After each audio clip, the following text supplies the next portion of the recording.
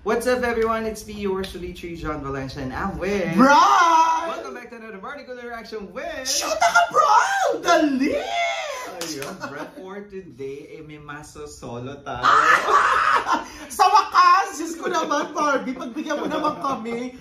Barbie ka na talaga sa piling ni David. So true. Pero for today, maso-solo natin si David Licauco para sa kanyang Ask David. Hashtag Ask David. Random question from the fans. Oh my God! Saan nakapagbigay pala tayo ng mga question? O, diba, malay mo yung mga question ng mga viewers natin. Parehas lang din.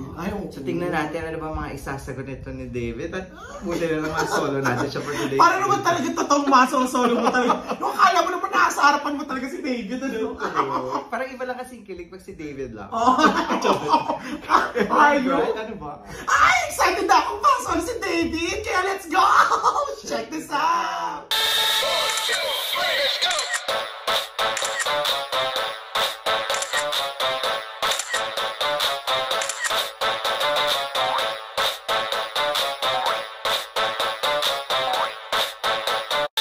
Alright, Brian, ready na nga si David? Ready na nga din ako! Ready na rin kayo, kaya let's go! Watch this! Alright, Brian, ready na si David. Ay, kaya ready na din ako, hindi ka kasali. Let's all watch this, mga kabardagols, in 3, 2, 1. Sana all. Kaya medyo nakatakot na magmahal dahil yun na nga. Ito yung kanong kanina. Ay mga puso, so today, bubunot ako ng 7 questions. Sasagutan ko. Parang si so, David gagawin ko lahat ng best para masagutan siya. Sana hindi ka nagkahirap. Very romantic yung that. Oo, Cariños. So, question number 1 is, anong naramdaman mo at masasabi mo sa sobrang dami mo ng supporters? Overwhelmed? Kasi, like, ibang artista, hindi ko naman talaga siya in-expect my whole life. So, right now na nabigyan ako ng opportunity na ganito, like, yung parang yung magnitude ng suporta sa akin right now is unbelievable. And I never been expect. So, I'm just trying to keep it real and try ko ibalik yung mga suporta ng mga fans sa akin. Yes! Super Tama thankful. Second question is... May kita mo yung genuine side na... Genuinity. Kapag binigay talaga sa'yo unexpectedly and you are a grateful person. Letter F.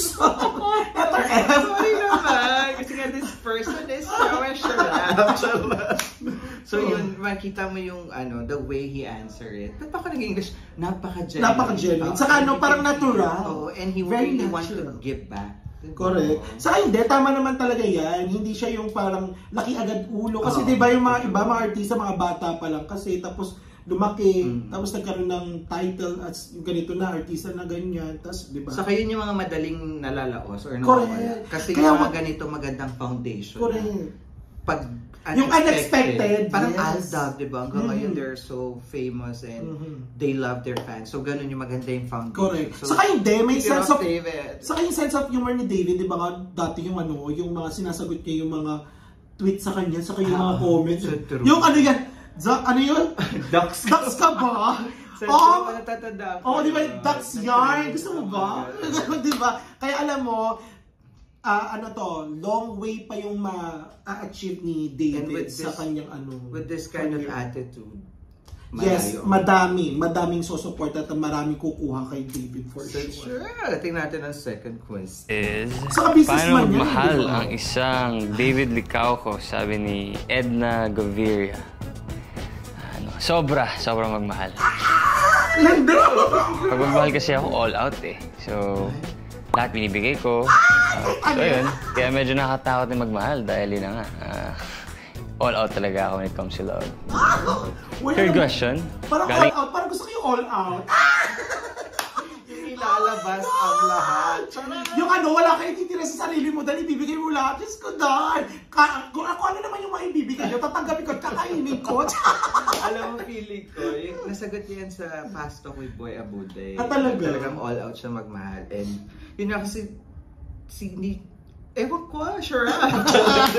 Alam mo, magkaroon lang talaga ako ng kahit yung kamukha lang talaga ni David Licauco. Love no. Ako naman yung magbibigay. Ako single, ako may pag-asa pa. Sa bagay. Ay, ano pa yung long way over pa yan dahil. Maganda parang pwede sa gilid. Pero ito kay we wish you Dana all the best Cassandra. on love. Yes. What is something that you always bring with you that you can't leave your house without it? Siyempre, cellphone. I mean, lahat naman siguro tayo cellphone hindi kayang Tama nga naman. iwan nowadays, especially like yung life natin. Oo, totoo naman talaga. Basically, Natural at sa lang. so cellphone, then siguro wallet, kasi syempre kailangan natin Ako, hindi bumili ng ko pagkain pag nasa labas Live without tayo. is brief. Fourth Wait lang. question. Alam mo, nakakatawa yung sagot na yun. Direct, no? Oo, Pagkabasa, totoo. Cellphone, diba? Totoo nga naman. Very practical and natural. Natural Kasi talaga. Relatable. Correct. Para pag sumagot si David, may sagot siya agad. Yung talagang Hindi alam siya niya, nag-iisip ng yung alam niya, flowery or maarte. hindi siya yung showbiz na sumagot, yung gano'n. Diba? Kasi diba pag ganyan, pag tinanong, magjowa na ba kayo? Ay, hindi ba? Tapos di mo alam, date na, chuchuk-chakan lang, eme-eme, palaka-palaka. Coming Kaya from ito si David. Girly Avila. Ano po yung mga pangarap mo na hindi pa natutupad? Siguro, maging professional basketball player. Kasi yun talaga yung Oo nga, kasi nagpo-basketball siya lagi. Di ba yun yung mga padaks? 12 years old ako, 11 years old. Ayun, kwento ko lang na nung all my life, like from grade school to high school to college, basketball player ako. Kaso lang, syempre may mga nangyayari. Saan siya? Dalasan? Hindi inaasahan, kaya eto, nag-shift ako sa pag-artista. But then, andun pa rin siya sa pipeline. I feel like, pag magkaroon ako ng time and i-work on ko lang, maging masipag ulit ako sa basketball, I think, doable naman. Sana. Fifth question. Matangkad talaga si David and magaling siya mag-shoot. I-shoot mo na ang ball. Ako na yung magsisilbing ring. Para sa akin niya i-shoot yung ball. Ito nga, si Jordan. Ay, si Jordan.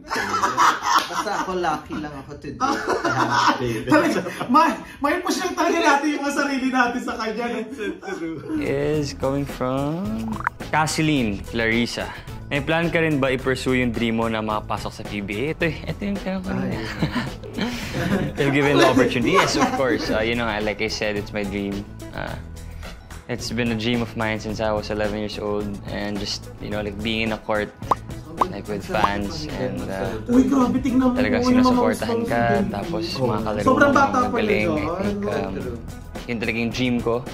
Minsan actually, lahat naman tayo may mga imaginations. And yun yung pinaka-lagi ko na-imagine na parang kunwari si David, parang, pinapanood ng mga tao, tapos nakashoot, nakapasa ng maganda, lahat. So, if given the opportunity, yes. But then, syempre, it's a bit, it's a bit far-fetched. Kasi sa ginagawa ko ngayon, like business and showbiz, parang not sure if kaya ko pa siyang gawin. And I'm getting older. So, kapag may mga but maybe soon. Siguro sa MPBL baka kaya. 6. Last 2. Naisip mo bang huminto ng pagiging artista and mag-focus na lang sa business mo? Yes. Actually, prior to this Maria Clara and Ibarra, like I was really focused on my business. Yung Korean, Kuya Korea. Like the love for acting was overtaken by my love for business. I'll be honest with that. Pero syempre, dumating yung Maria Clara and Ibarra na napakaganda ng naging role ko, napakaganda ng reception ng mga tao. And dumami rin yung mga sumusuporta sa akin na hindi ko naman pwedeng iwan lang basta-basta.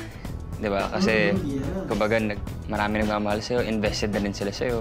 Yun, tatagalan ko pa para sa mga supporters, mga sumusuporta sa akin. Yes! Dapat lang! Sa David Group, sa lahat ng sumusuporta sa akin. So, I'll stay. So, last. Wait, bago yung last question. Totoo yun na yung sinasabi niya na, parang na-redirect siya back to showbiz. Correct, dahil sa Maria Clara de Ibarra. And it's really a rare opportunity. Tapos, alam mo yung naging pambansang Ginoo ka. Correct. Siguro nung before pa siya kasi diba sa mga interviews niya, hindi naman niya inaasahan na mapapasama siya sa Maria Clara at hindi rin naman niya inaasahan na yung parang love team nila ni Barbie is tatangkilikin ng masa or ng mga viewers.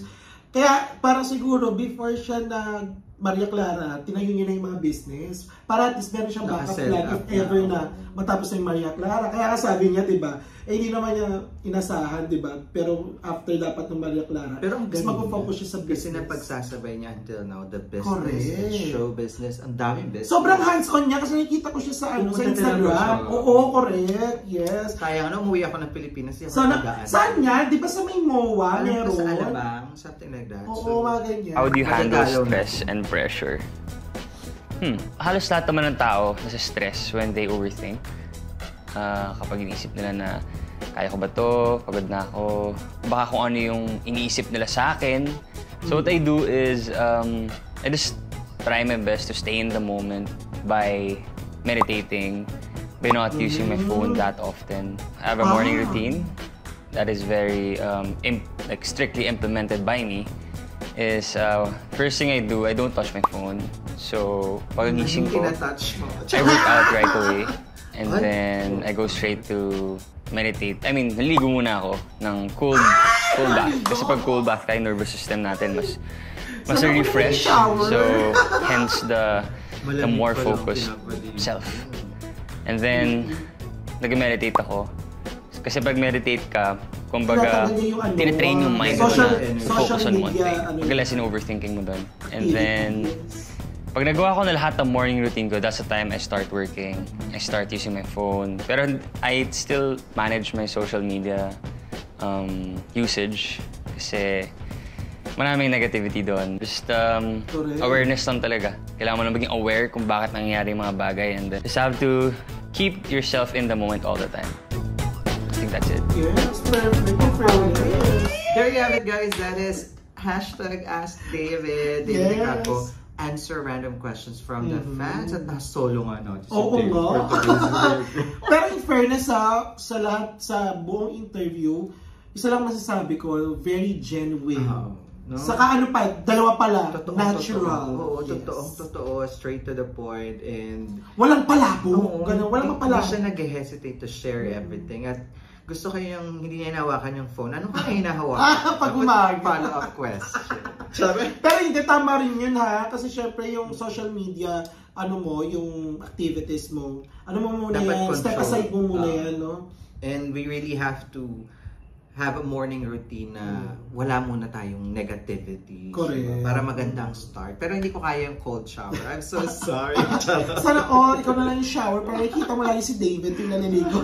Kaya mas super nag-enjoy kami sa interview na to kahit na kaya naman, that's our reaction for today. If you enjoyed this reaction video, please don't forget to give it a thumbs up. If you're new to the channel, please do subscribe and hit the notification bell. And also subscribe to Shoot Abroad! Todo kayo ng namin na-shoot namin sa Singapore. Sino ba nagkaroon ng afam?